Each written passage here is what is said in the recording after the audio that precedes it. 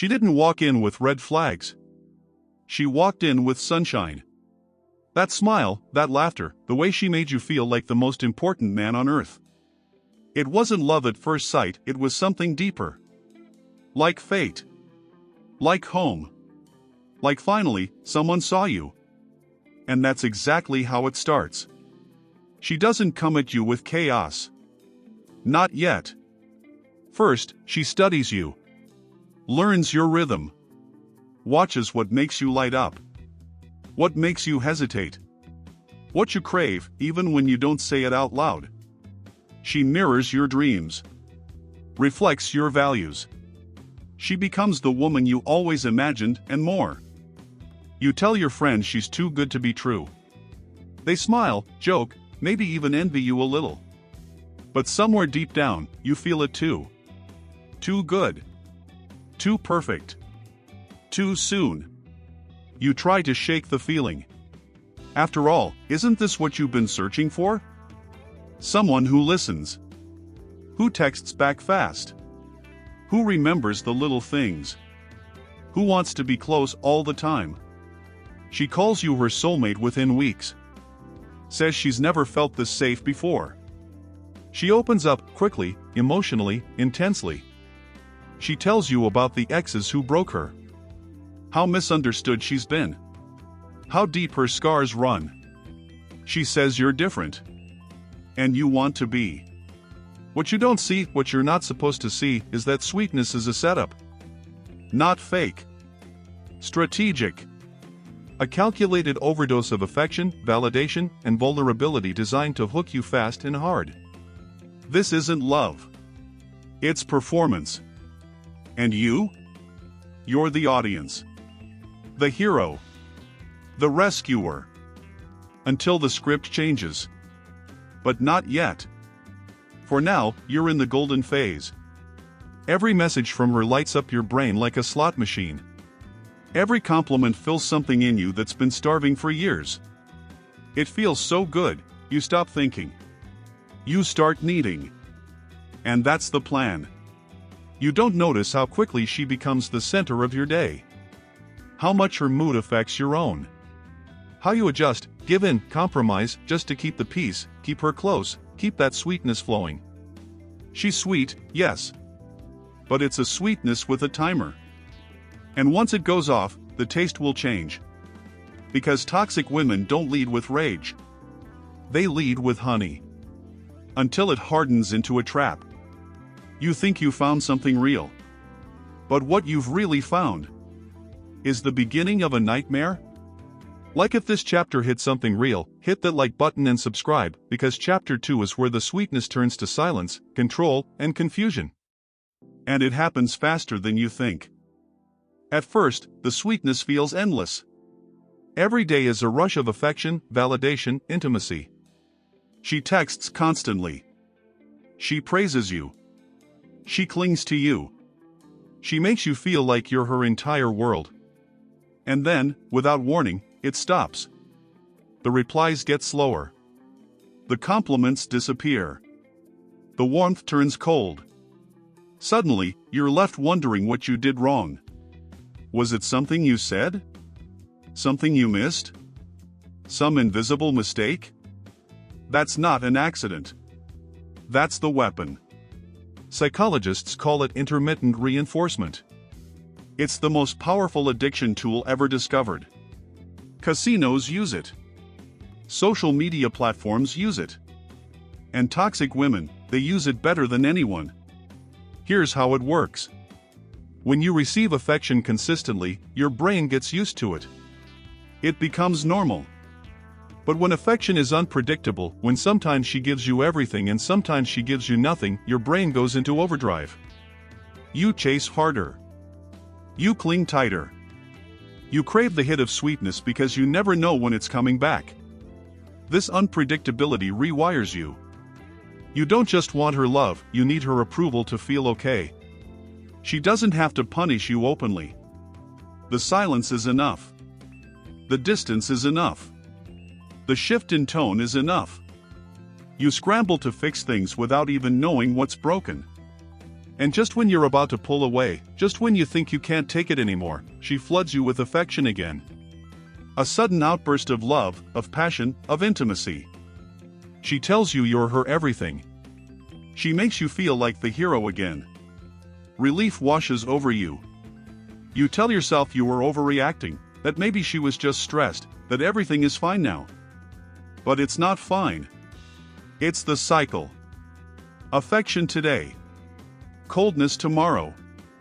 Warmth the next day. Silence after that. The push and pull keeps you hooked more effectively than any drug. Because your brain stops asking, "Do I love her?" and starts asking, "How do I keep her happy?" You start bargaining with yourself.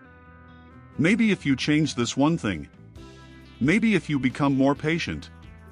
More understanding. More forgiving. You abandon your boundaries piece by piece, not because she demanded it outright, but because you're desperate to keep the sweetness flowing. And here's the cruelest part, she knows exactly what she's doing.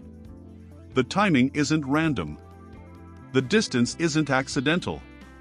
She turns affection into a prize, and you into a competitor willing to sacrifice anything to win. This is how she traps you. Not with constant cruelty, but with constant uncertainty. By making love conditional, she conditions you. And before long, you're not in love anymore.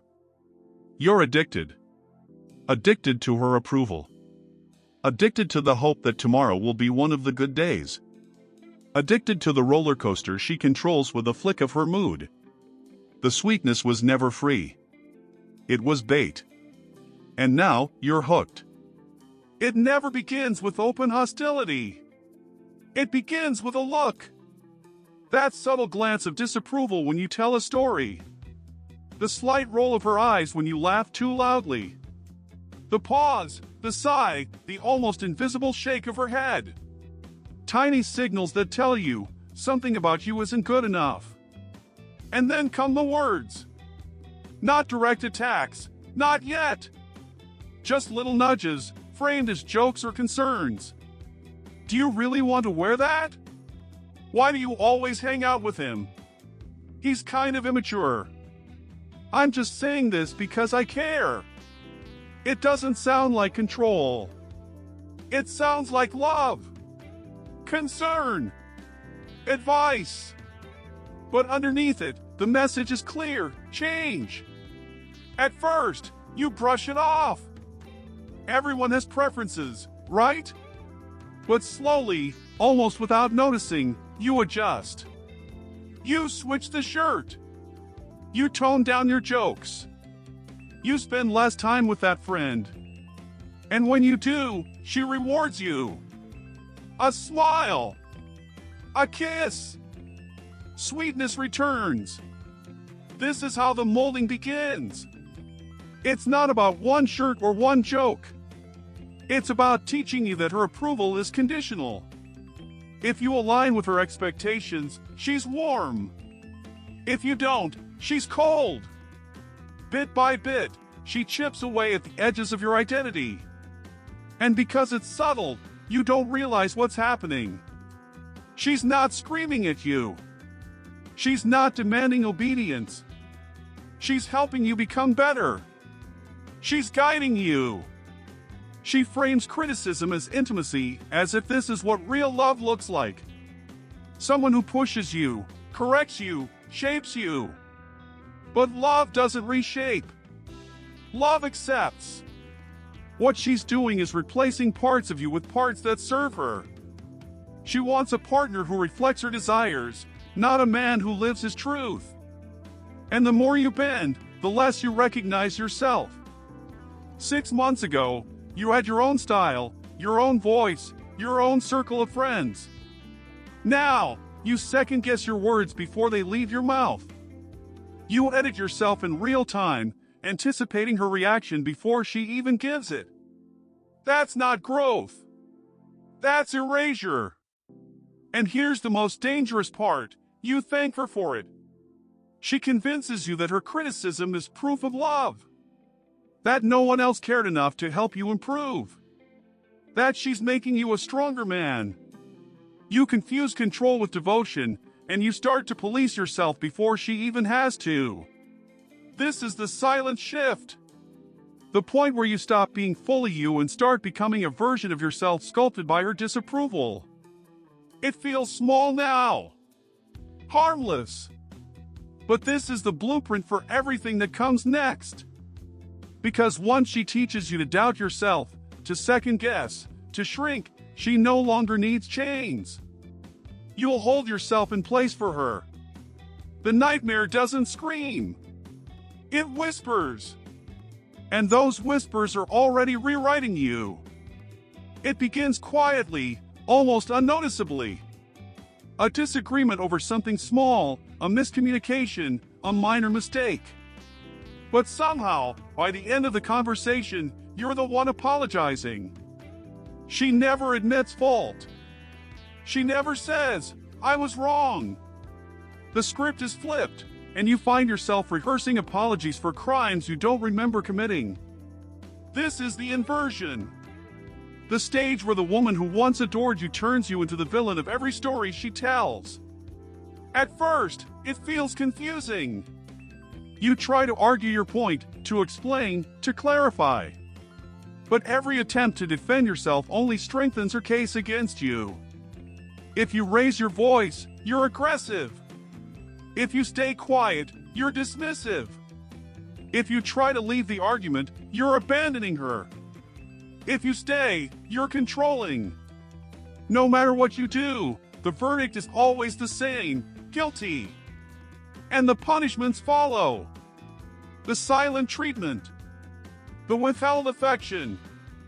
The cold shoulder. You chase her, desperate to fix what's broken, desperate to get back to the sweetness she gave you at the beginning.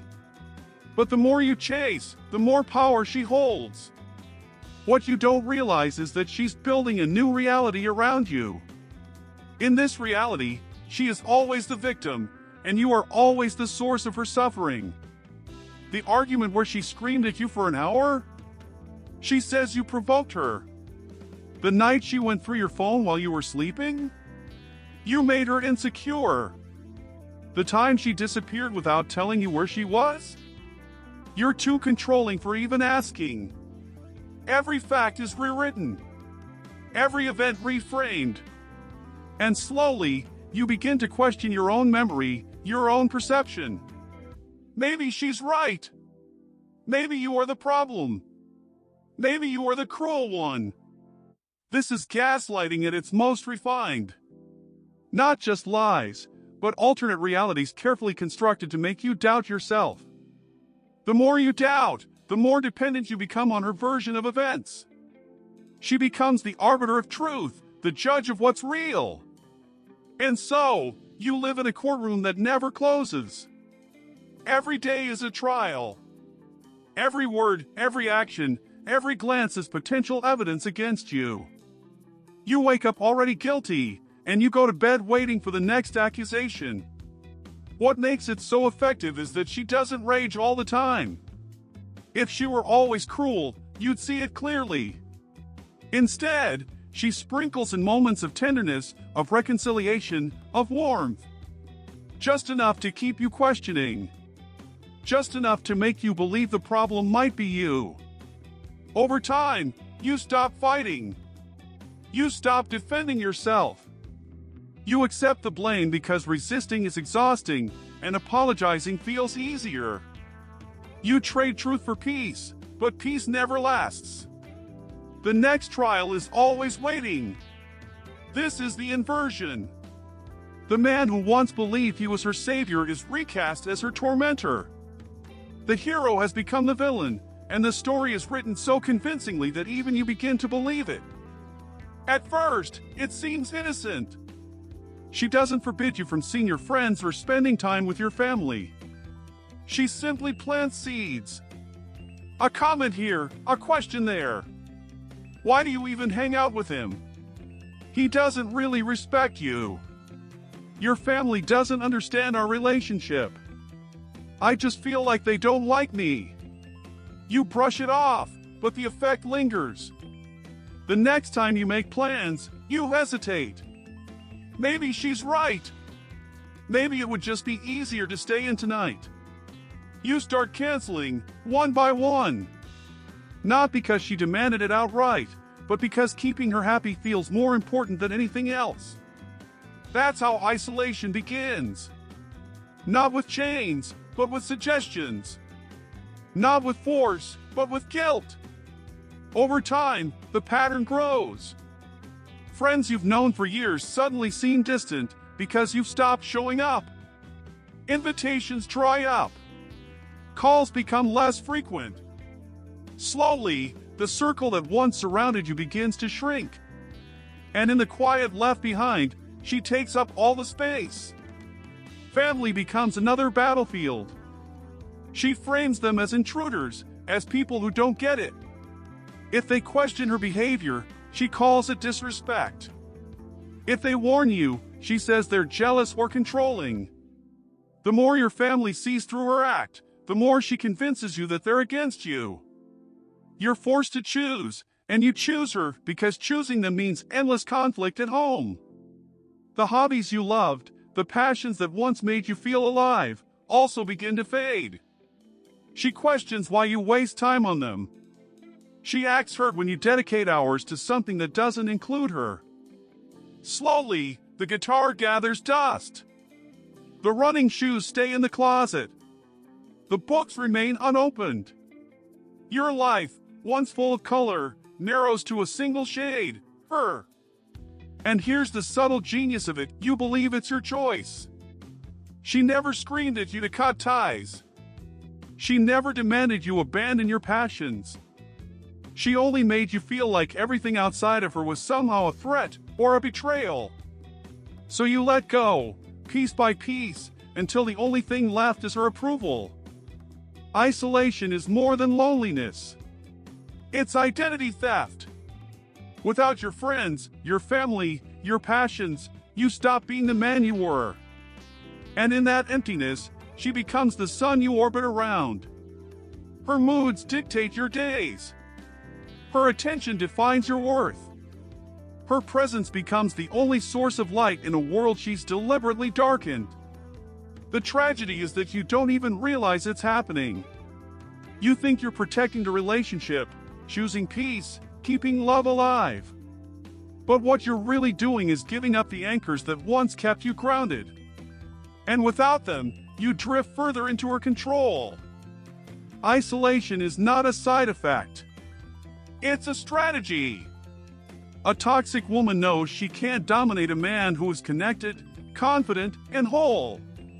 So she dismantles the connections, erodes the confidence, and hollows out the wholeness. Until you're not just alone, you're hers. Entirely, completely, and devastatingly hers. Long before your mind accepts the truth, your body is already sounding the alarm. At first, it's subtle. You're a little more tired than usual. You can't quite fall asleep at night, or you wake up restless, heart racing for no reason. You tell yourself it's stress, work, maybe even diet.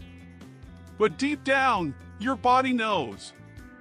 Fatigue becomes your constant companion. It's not the kind of tiredness a weekend nap can fix. It's the exhaustion of living in survival mode, day after day. Every interaction with her feels like walking through a minefield, waiting for the explosion you know is coming. Your nervous system stays on high alert, pumping adrenaline, tightening muscles, keeping you ready for the next outburst. You live in fight or flight without realizing it. And when the body stays in that state too long, it begins to break down. Your immune system weakens. Headaches creep in. Stomach pain lingers. Some men lose weight without trying, appetite evaporating under constant anxiety. Others gain weight, eating for comfort, trying to fill an emptiness that affection once covered but now only deepens. Sleep, once a refuge, becomes another battlefield. You lie awake replaying conversations, trying to decode her silence, rehearsing apologies for arguments that haven't even happened. Your dreams, when they come, are restless and dark, leaving you more drained in the morning than when you went to bed. Anxiety settles in your chest like a permanent resident. Your phone buzzes and your stomach drops. A notification that should mean nothing suddenly feels like a summons to court, a trial where the verdict is already written. You jump at sounds, second-guess every word you say, feel a tightness in your throat as if you're never fully breathing. And then there's guilt. A heavy, gnawing guilt that doesn't come from real wrongdoing, but from constant conditioning. You feel guilty for wanting space. Guilty for being tired. Guilty for remembering what peace felt like before this relationship. Your body carries the weight of that guilt in slumped shoulders, shallow breaths, and a heart that beats too fast even in stillness. This is the truth most men never want to face. Your body always knows first. While your mind is busy rationalizing, making excuses, searching for reasons to stay, your body is quietly deteriorating. It's telling you that something is deeply wrong. But because you've been trained to ignore yourself, you dismiss it. You convince yourself that the stress is normal, that love is supposed to feel this heavy, that maybe you're just not strong enough. But it's not weakness. It's warning. Chronic emotional manipulation doesn't just scar the mind, it rewires the body.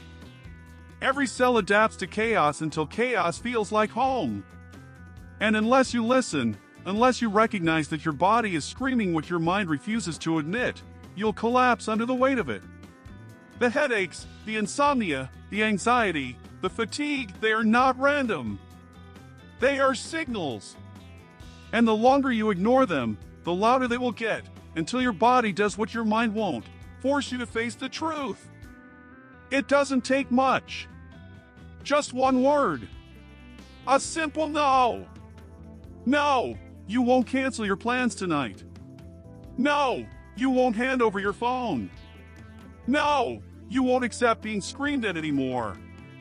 And in that instant, the air shifts. What should be a normal boundary feels like the start of a war. Her eyes widen, her voice sharpens, and you can see it in her face, disbelief. She's shocked that you dared to resist. That the toy she's controlled so easily just pushed back. For months, maybe years, you've folded. You've given in. You've sacrificed yourself for peace. But the moment you say no, you're not just refusing an action. You're refusing the entire system she built to dominate you. Her response is nuclear. The sweetness evaporates, replaced by rage, tears, or both in rapid succession. She screams, then cries, then accuses you of cruelty. You're heartless. You've changed. You don't love her anymore. She twists your boundary into an attack, your self-protection into evidence of betrayal. And if rage doesn't work, she shifts to desperation. Threats to leave. Threats to hurt herself. Threats that without you, she has nothing. She pulls every lever she knows will make you flinch. Every guilt button. Every fear you've ever confessed. The goal isn't reconciliation. The goal is submission. Because to a toxic woman, your boundary is more dangerous than your absence. She can handle losing you if it's on her terms. But she cannot handle losing control. This is the turning point, not because it feels like victory, but because it feels like chaos. You expected a conversation, maybe an argument. What you get is a storm designed to break you back into compliance. And it works, sometimes. You'll be tempted to take back your no, to soothe her, to compromise. Anything to stop the screaming, the threats, the emotional bombs. But that moment of resistance planted something she can't erase. For the first time, you glimpsed what it feels like to stand up. You felt the ground under your feet. And no matter how much she rages, she cannot take away the knowledge that boundaries are possible. The irony is that her explosion only proves what you've been denying, that she was never interested in partnership. She was interested in control. And the second control slips, her mask cracks. You see the flash of rage behind the tears, the hatred behind the words of love, the desperation of someone who knows their grip is slipping. It's terrifying, but it's also clarifying. Because once you see it, you can't unsee it. The turning point doesn't end the battle. It begins it. But it's the moment you stop being a prisoner and start remembering you were free all along. One word started the war. One word started your return. And that word was no. Freedom doesn't feel like victory at first. It feels like guilt. You finally walk away. You cut off the arguments, the chaos, the endless cycle of highs and lows. For the first time in months, maybe years, you have silence. But instead of peace, that silence feels heavy. It whispers accusations in your ear. You abandoned her. You were too harsh. Maybe she was right about you. These voices don't come from her anymore. They come from inside you.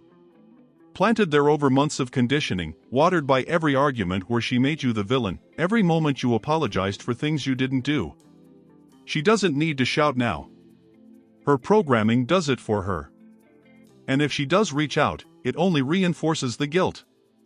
A late-night text, "I can't believe you left me like everyone else." A call with tears, "I thought you loved me." A message passed through a mutual friend, "She's devastated without you."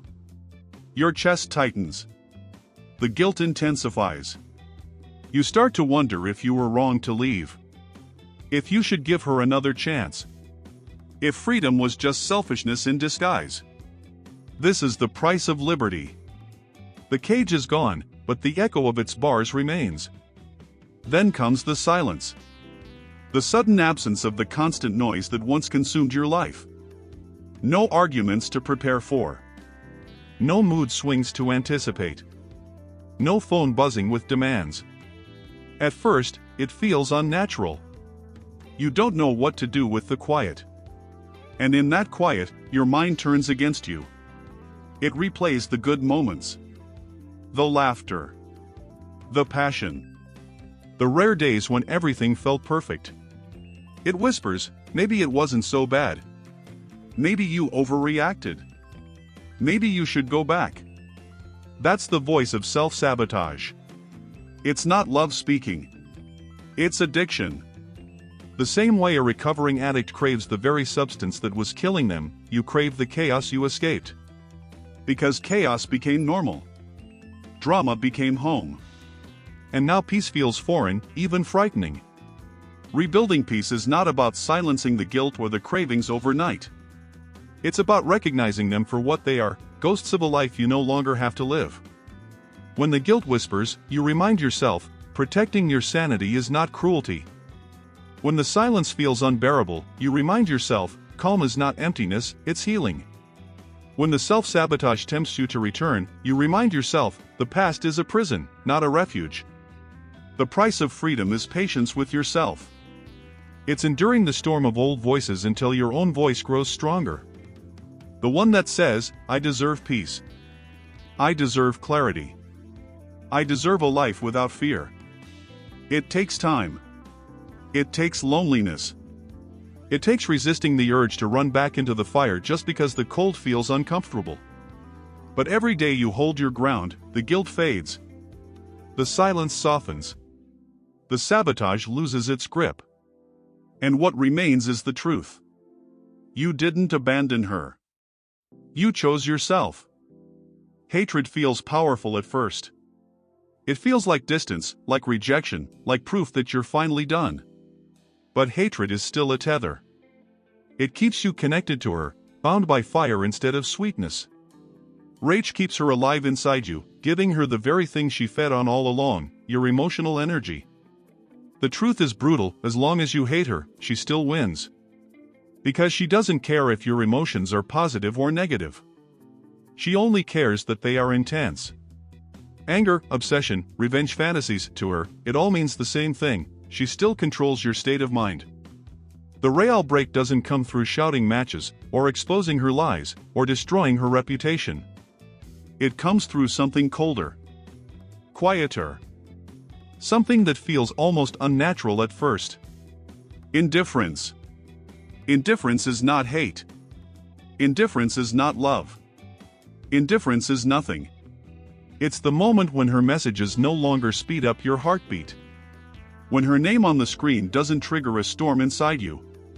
When you see her face in a memory and it passes like the face of a stranger in a crowd. At first, indifference feels impossible. Your mind wants to argue, to defend itself, to prove her wrong. You imagine confrontations where you finally say the perfect words that expose everything. But those fantasies are traps. They keep you rehearsing for a battle that never ends. Indifference means walking away from the battlefield altogether. Letting her play her games alone. Refusing to offer your anger as fuel. It means understanding that you don't need the last word. You don't need her to admit the truth. You don't need closure from someone incapable of giving it. It's not easy. Silence never is. But silence is not weakness. Silence is strength in its purest form. Silence is saying, you no longer have access to me. Not to my time, not to my energy, not to my emotions. The healing begins when you stop trying to rewrite the past and start accepting it. She did what she did. You suffered.